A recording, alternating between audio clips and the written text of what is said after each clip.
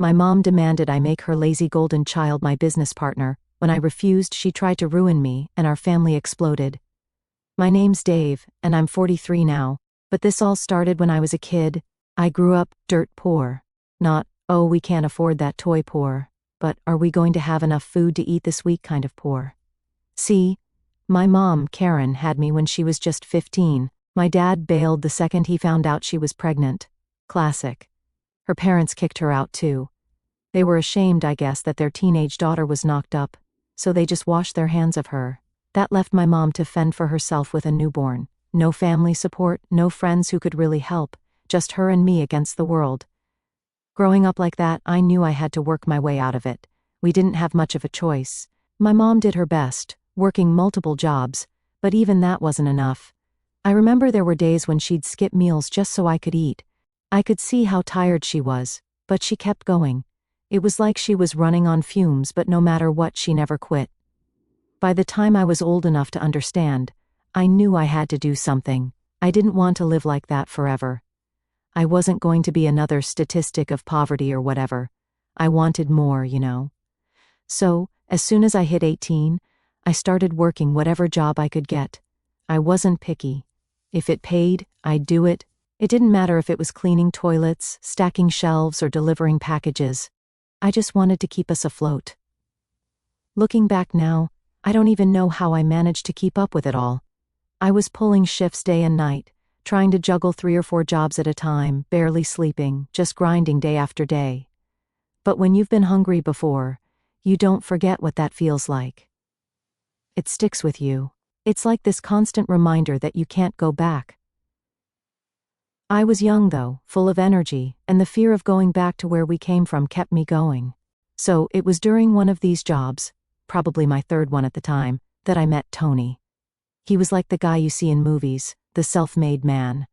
He started with nothing but managed to build himself a small empire in construction. Tony was in his late 40s then, but he had this energy like he was still out there hustling every day. People respected him because they knew he wasn't some rich guy born with money. He earned every penny. I don't know why Tony took a liking to me, but he did. Maybe he saw something in me, the same hunger he had when he was starting out.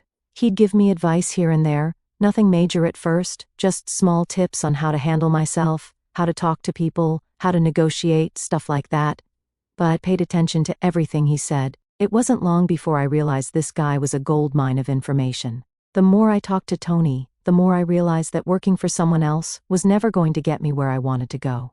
I needed to create something of my own, something I could build from the ground up.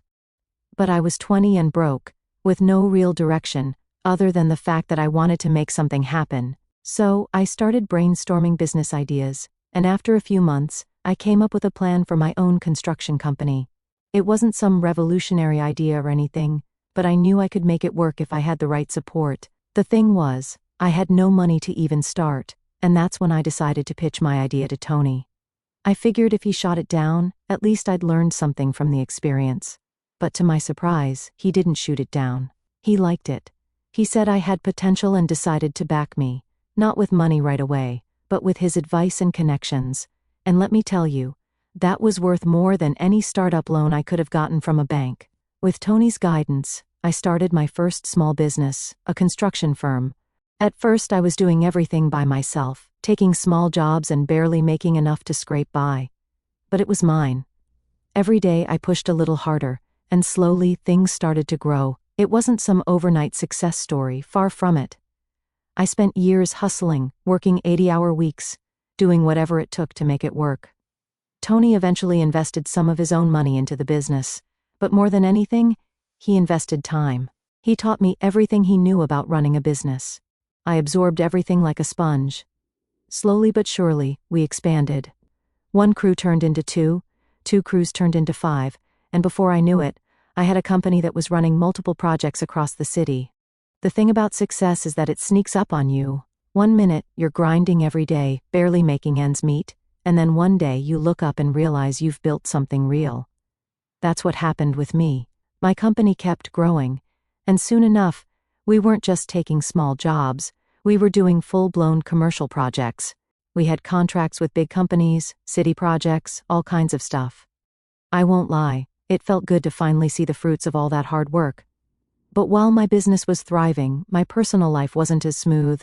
See, my mom never really got out of the poverty mindset, even after I started making money. She always acted like we were still one step away from losing everything. And my brother, Nick, well, he was a whole different problem. Nick's 3 years younger than me, and let's just say he didn't follow the same path I did. While I was working my tail off to build something, Nick was getting into trouble, skipping jobs, hanging out with the wrong crowd. He didn't have that fire in him like I did. And even though I tried to help him out when I could, it never seemed to stick. I'd offer him work at my company, but he never took it seriously. That's where things started to go wrong, I guess. No matter how much I succeeded, there was always this tension between me and my family, like they didn't really understand what it took for me to get here. And, well, that's the setup for what went down recently. But I'm getting ahead of myself. I'll save the rest for later. Let's just say family and business don't always mix as well as you'd hope. So here's where things really went off the rails. I was visiting my mom the other week, and I could already tell something was up. You know that vibe you get when someone's going to ask for something, and it's not going to be small? Yeah, that was all over the room when I walked in. I was bracing for it. I thought she'd probably ask for help with some bills again, maybe for Nick too, since he was crashing with her as usual. But man, what she actually said threw me for a loop. She sat me down at the kitchen table, looking all serious, and started going on about how Nick's been struggling. Now this ain't news. Nick's always struggling. Dude's never had his act together, not since we were kids. But then she hits me with it. I think you should make Nick a partner in your business. I almost choked on my own spit. I was like, wait, what? She looked dead serious, like this was a normal thing to ask, like I could just snap my fingers and hand over half of everything I'd worked my a-hole off for, as if running a business was like handing someone a toy. I didn't even know how to respond for a second. I just sat there staring at her, trying to figure out if she was joking or if she had just completely lost it. But no, she was serious. She starts telling me how the jobs I gave Nick before weren't good enough for him. That's why he never stuck around. Apparently, she said it was embarrassing for her to see her son, the brother of a successful business owner, working low-level jobs. According to her, Nick needed a title, something that would give him respect. I guess flipping burgers or managing a store wasn't flashy enough for the golden boy. Now, let me break this down for you. Nick's my half-brother, but I always just called him my brother. We grew up together, but we couldn't be more different. He never had ambition, never wanted to put in the work. He's always looking for the easy way out, always expecting someone else to bail him out. I've tried to help him before. Hell, I gave him jobs at my company even though Tony, my mentor, told me it was a bad idea from the start. But Nick? He'd show up late, slack off, and then disappear when he realized he wasn't getting a fat paycheck right away. The dude worked for me for like a week total before bailing. And now my mom thinks I should just make him a partner, like he's earned it? I tried to stay calm, but inside I was boiling. I told her, Mom, you know I can't just hand out positions like that. Nick doesn't have any experience. He doesn't even stick around long enough to learn the basics. Making him a partner would be the worst decision for the business. She didn't like that answer. She went straight to, but he's your brother, you're supposed to help him. I told her, I've tried helping him, I've given him jobs. I've offered to train him for higher positions if he'd actually stick with something. But every time, he flakes. I'm not going to put the entire business at risk just because he's family. This business isn't just my livelihood, it's also hundreds of other people's. I can't throw it all away to give Nick some fake title to make him feel better about himself. That's when things took a turn. My mom, who I've been supporting financially for years, I'm talking paying her mortgage, her car loan, and sending her money every month, starts accusing me of using my money to control them. She said I was only giving them just enough to keep them dependent on me, that I didn't really want Nick to succeed because I was afraid of him becoming independent. I couldn't believe what I was hearing. I've been bending over backward to help both of them for years. Nick has gotten more second chances than anyone I know, and every time, he's blown it. And now my mom's accusing me of holding him back? I tried to explain it again, tried to stay calm, but she wasn't having any of it. She got more and more heated, saying I didn't care about family, that all I cared about was money. Then she hit me with the ultimatum. Either I make Nick a partner, or she would disown me. Yup, my own mother gave me an ultimatum: make Nick a partner, or I'm out of the family. Like, what? This woman, who I've been supporting for God knows how long, was ready to kick me to the curb because I wouldn't hand my business over to my lazy brother. I tried to reason with her. I told her that I wasn't going to make a decision that would ruin everything I'd worked for just because she thought Nick deserved it. I told her that I'd given Nick more chances than he deserved, and every time, he threw them away. Making him a partner wouldn't help him. It would only hurt me and everyone who works for me. But she wasn't hearing any of it. She kept going, saying I wasn't real family if I didn't support my brother, that I was selfish and greedy. Honestly, I was starting to lose it at this point. I asked her straight up, "Are you seriously going to disown me because I won't make Nick a partner after everything I've done for you?" She didn't even hesitate. She said yes. She said I didn't deserve to be part of the family if I couldn't commit to their success. That's when I knew I was done. I told her, fine, if you want to disown me, I'm not going to fight it. If my worth to you is based on how much I can give Nick, then I don't need to be part of that family anymore. I stormed out of the house, fuming, with her screaming after me. I didn't look back. Not this time. Now, it's been a few days, and I can't stop thinking about it. I keep replaying that conversation in my head, trying to make sense of it. I gave them everything. I worked my a-hole off to get to where I am today. And instead of being proud, they want more. They want me to risk everything I've built just to make Nick feel better about himself. I don't know, maybe I'm the one who's wrong here, but it feels like I've been nothing but a wallet to them for years, and the second I say no, I'm the bad guy. I guess that's just how family is sometimes. You think you're doing the right thing, and they're over there thinking about what else they can get out of you. I'm still trying to wrap my head around it all, but I guess that's where we're at right now. Alright, so after that whole mess with my mom giving me the ultimatum, I was just done, like really done. I walked out of there thinking, okay, I guess I'm out of the family now. It sounds harsh, but honestly, what else was I supposed to do? She made her choice, right? Anyway, a few days went by, and I was still feeling pissed off about the whole thing. It wasn't even about the money, you know? I've always helped out where I could. It was the principle of it. How she thought she could just bully me into giving Nick something he didn't deserve. Like, does she really think I built this business just to hand it over to my brother who can't even hold down a regular job? I didn't hear from my mom for about a week after that argument. I guess she was waiting for me to come to my senses or something, but that wasn't happening. I wasn't about to just roll over and give in, not this time. So, I decided to make a decision for myself, one that was long overdue. I canceled all the financial support I had set up for her.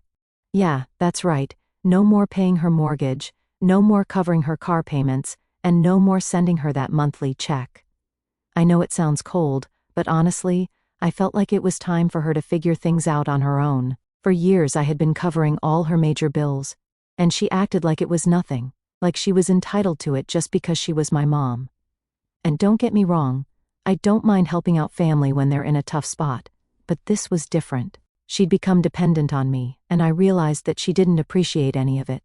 She just expected it. So, I canceled everything. I didn't tell her, didn't warn her. I figured she'd find out soon enough when the bills started rolling in. And let me tell you, it didn't take long. About a month later, I come home from work, and guess who's sitting on my doorstep? My mom. At first I thought, great, here we go again. But surprisingly, she didn't start yelling the second she saw me. In fact, she seemed calm.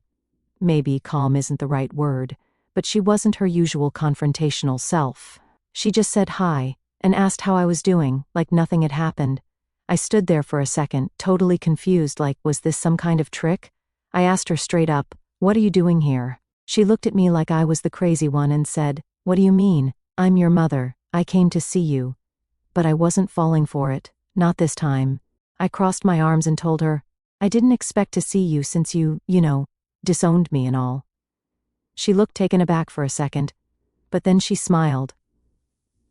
Like she thought we were playing some kind of game. "Oh, people say things when they're angry," she said, brushing it off like it was nothing. I wasn't having it. I wasn't raised like that. When I say something, I mean it, I shot back.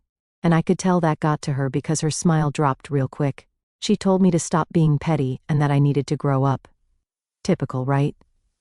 Now I knew why she was really there. I turned to unlock the door and tried to get inside before things escalated, but she followed me and tried to push her way in. I wasn't having that either, so I just shut the door in her face and locked it. That's when she lost it. She started banging on the door, screaming at me to let her in. I could hear her trying to shake the door, like she was about to rip it off its hinges. It was insane. I just sat on the floor inside, leaning against the wall, listening to her freak out. Part of me felt bad. I mean, she's still my mom, right? But at the same time, I knew I couldn't let her push me around anymore. I wasn't just some cash cow she could manipulate with guilt trips and threats. I hoped she'd realize that after I didn't respond to her yelling. Eventually, she stopped banging and lowered her voice. I could barely hear her through the door, but she finally got to the point. What about the mortgage? What about the car? There it was. That was what she really cared about. Not me, not our relationship, just the money. I took a deep breath and told her through the door, "Your other son can take care of that now." There was silence after that. I almost thought she had left, but when I looked through the peephole, she was still standing there. I could tell she was thinking hard about what to say next. Finally, she admitted it. Nick can't pay for any of it. He doesn't have the money, and there it was. The truth. Nick couldn't handle any of the responsibilities she thought he deserved. I knew it, she knew it, but she still expected me to keep bailing them out. I told her that it wasn't my problem anymore, that I was done paying for their bad decisions. By this point, I had a pounding headache, so I went upstairs to take some aspirin, hoping she'd be gone by the time I got back. After a while, I came back down, and sure enough, she was gone. I felt a mix of relief and frustration. Relief because I didn't have to deal with the drama anymore, but frustration because I knew this wasn't the end of it. My mom doesn't just give up like that. She's persistent, stubborn even. I knew she'd be back, and probably with more demands. But for now at least, I had a little bit of peace. It's weird though. Even after everything, part of me still feels guilty. I don't know why. I've done more for them than most people would, but somehow, I still feel like the bad guy.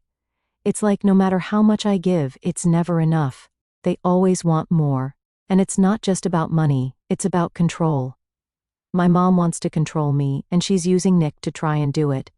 But I'm not playing that game anymore. I've got my own life to live, my own business to run, and I can't let them drag me down with their endless problems. I've done my part, more than my part, and now it's time for them to figure things out on their own. I guess we'll see what happens next. Update 1. So, fast forward a bit, and I thought maybe, just maybe, things were starting to calm down. I hadn't heard from my mom in a little while, and for a second I let myself believe that maybe she had backed off. But of course, that was way too hopeful. One day, I'm at work, just minding my own business, when I get a call from security at my office building. They're telling me that someone's in the parking lot causing a scene. Now, I already had a pretty good idea who it was before they even told me. Sure enough, when I step outside, there they are. My mom and Nick. Now, Nick looked rough, like really rough. The dude's never really taken care of himself, but this was bad. His hair was a mess, his clothes were hanging off him, and he had this wild look in his eyes, like he was desperate. My mom, on the other hand, was looking the same as always, except she was standing there, arms crossed, looking like she was ready for a fight. I didn't say anything at first. I just stood there, waiting for them to start. Nick was the first one to speak, and honestly, I couldn't even take him seriously. He starts off by yelling, "You abandoned us. You left Mom to suffer. How could you do that?" I sighed. I knew where this was going, and I didn't want to engage, but at the same time, I couldn't just stand there and take it. So, I told him straight up, "Mom disowned me, remember? This isn't on me. She made her choice." But Nick wasn't hearing any of it. He stepped right up to me, getting in my face, and I could smell the anger and desperation on him. He was so worked up he actually grabbed my shirt and tried to shake me. Now I'm not some huge guy, but I take care of myself. Nick, not so much, so he didn't really get anywhere with that. Still, I wasn't in the mood to fight. I just wanted him to back off. So, I said, "Nick, get out of my way." That's when he sucker punched me. Yeah, you read that right. My own brother swung at me out of nowhere. He caught me off guard, and I stumbled back a bit, more out of shock than anything else. But once I realized what had just happened, instinct took over. I hit him back, and let's just say he didn't stay standing. He hit the ground hard, and that's when my mom jumped in. screaming like I was the one who started it. She rushed over to Nick, holding out her arms like she was protecting him. And then she turned to me with that same glare she used to give me when I was a kid and had done something wrong.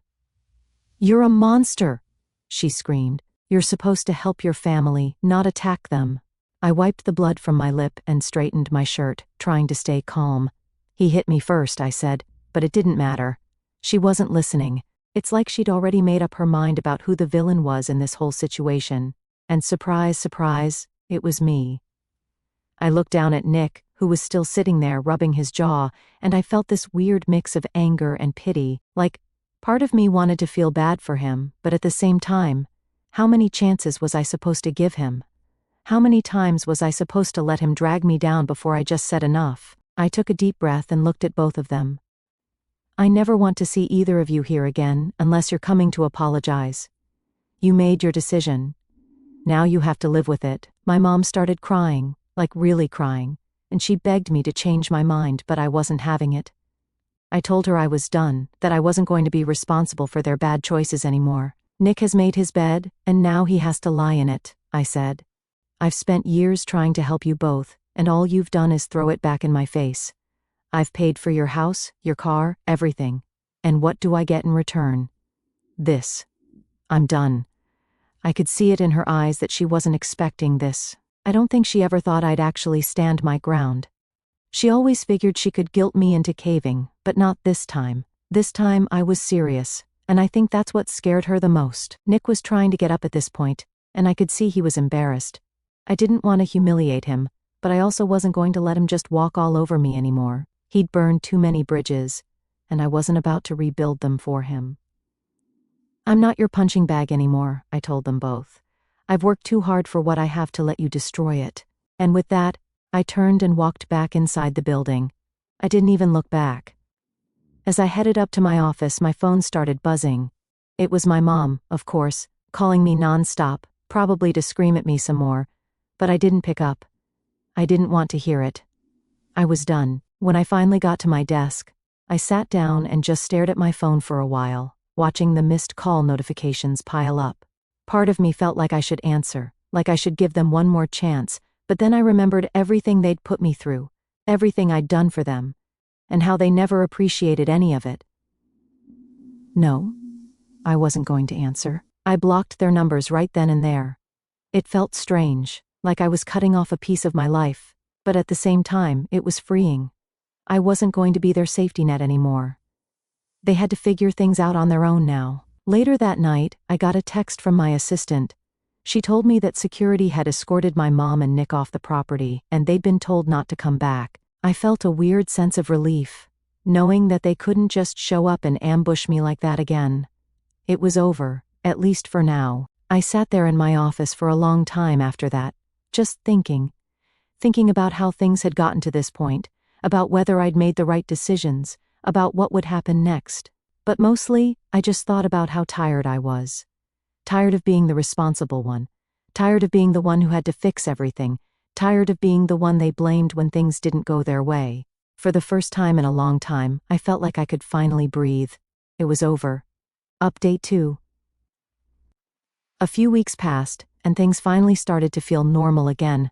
I hadn't heard from my mom or Nick since that last encounter, and honestly, I was hoping it would stay that way for a while. I didn't need any more drama, and for the first time in what felt like forever, I could just focus on my business without being dragged into their mess. But of course, life doesn't work like that.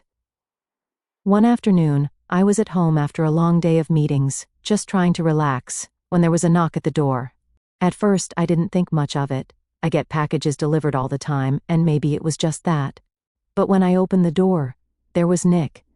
And he didn't look like the guy who had sucker punched me in the parking lot. This version of Nick was different. He was standing there with both his hands raised, like he was surrendering. He looked sober for the first time in forever, and there was this weird mix of desperation and sadness on his face. Part of me wanted to slam the door right then and there, but I didn't. Something about the way he was standing there made me pause. I didn't say anything, just stepped aside and let him in. He walked in slowly, looking around like he was afraid something was going to jump out at him. We sat down at the kitchen table, and there was this long, awkward silence before he finally spoke. "I'm not here to fight," he said, almost like he was convincing himself more than me. I raised an eyebrow, waiting for him to continue. I wasn't sure where this was going, but I had a feeling it wasn't going to be what I expected. Nick took a deep breath and started talking. "Mom's going to lose the house," he said quietly. "The foreclosure notice came today." He wasn't looking at me, just staring at his hands. "She doesn't know what to do." I leaned back in my chair, feeling that old, familiar frustration building up again. I mean, I knew this was coming, of course it was. It was only a matter of time before the bills caught up with her. But still, hearing it was different. Part of me wanted to say, "Not my problem," and send him on his way. But another part of me, the part that remembered all those years growing up in poverty with Mom, couldn't quite shut it down that easily. "What do you expect me to do, Nick?" I asked, trying to keep my voice calm. "I told you both I'm not bailing you out anymore." Nick looked up at me for the first time since he walked in. "I know," he said, his voice cracking a little. "I know you're done, and I don't blame you. But I'm not here to ask for money. I just want help figuring this out. I don't know what to do." That hit me harder than I expected. Nick wasn't here to demand anything, wasn't here to guilt-trip me or throw a tantrum like usual. He was here because he was scared, and for once, he was actually asking for advice, not a handout. I sighed and rubbed my temples. "All right," I said finally. "What's the situation with the house?" Nick explained that the foreclosure process had started, and they had maybe a month or two before they'd be evicted. The mortgage payments hadn't been made in months, and there was no way they could come up with the money to stop it. Mom was panicking, obviously, but she wasn't doing anything about it, just sitting there hoping it would somehow fix itself. Classic. "I can't stop the foreclosure," I said, leaning forward.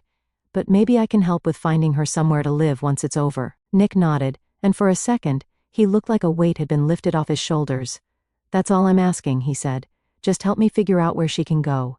She can't stay with me. I can barely keep a roof over my head." I thought about it for a moment.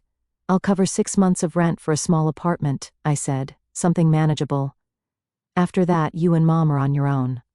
I'm not getting sucked back into this." Nick didn't argue. In fact, he actually seemed relieved. "Thank you," he said quietly. "That's more than I expected." We sat there in silence for a few minutes, the weight of everything hanging between us. I could feel the tension easing, but it was still there, just under the surface.